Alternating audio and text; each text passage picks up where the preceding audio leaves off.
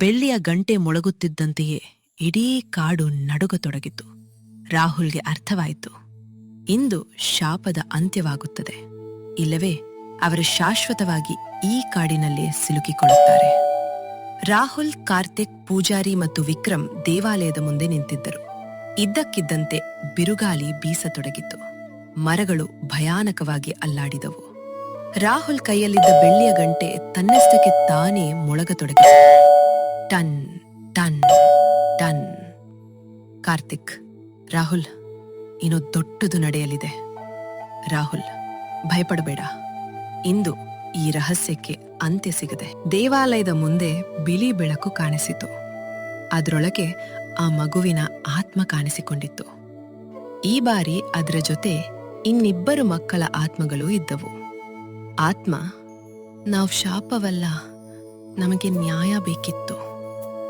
ರಾಹುಲ್ ಹಳೆಯ ಡೈರಿ ಮತ್ತು ಬೆಳ್ಳಿಯ ಗಂಟೆಯನ್ನು ದೇವಾಲಯದ ಮುಂದೆ ಇಟ್ಟನು. ಪೂಜಾರಿ, ಇಂದು ಸತ್ಯ ಎಲ್ಲರಿಗೂ ಗೊತ್ತಾಗುತ್ತದೆ. ಹಳೆವಾಲಯದ ಬಳಿ ಸೇರಿದರು. ವಿಕ್ರಮ್ ಎಲ್ಲರ ಮುಂದೆ ಸತ್ಯವನ್ನು ಒಪ್ಪಿಕೊಂಡನು. ವಿಕ್ರಮ್, ನನ್ನ ತಂದೆ ಗುಪ್ತ ಖಜಾನೆಯ ಆಸೆಯಿಂದ ಸುಳ್ಳು ಶಾಪದ ಕಥೆಯನ್ನು ಹರಡಿದರು. ಆ ತಪ್ಪಿನಿಂದ ನಿರಪರಾಧ ಮಕ್ಕಳ ಜೀವ ಹೋಯಿತು. ಹಳ್ಳಿಯವರು ಬೆಚ್ಚಿಬಿದ್ದರು. ಹಲವರ ಕಣ್ಣಲ್ಲಿ ನೀರು ತುಂಬಿತು. ಪೂಜಾರಿ ಅಂತಿಮ ಪೂಜೆಯನ್ನ ಆರಂಭಿಸಿದ್ರು. ಗಂಟೆ ಮತ್ತೆ ಮೊಳಗಿತು. ಇಡೀ ದೇವಾಲಯ ಪ್ರಕಾಶದಿಂದ ತುಂಬಿತು.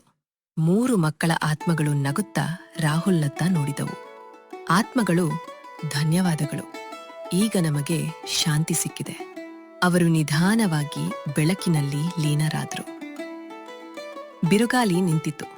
ಕಾಡು ಮತ್ತೆ ಶಾಂತವಾಯಿತು. ಪಕ್ಷಿಗಳ ಚಿಲಿಪಿಲಿ ಧ್ವನಿ ಕೇಳಿಸತೊಡಗಿತು.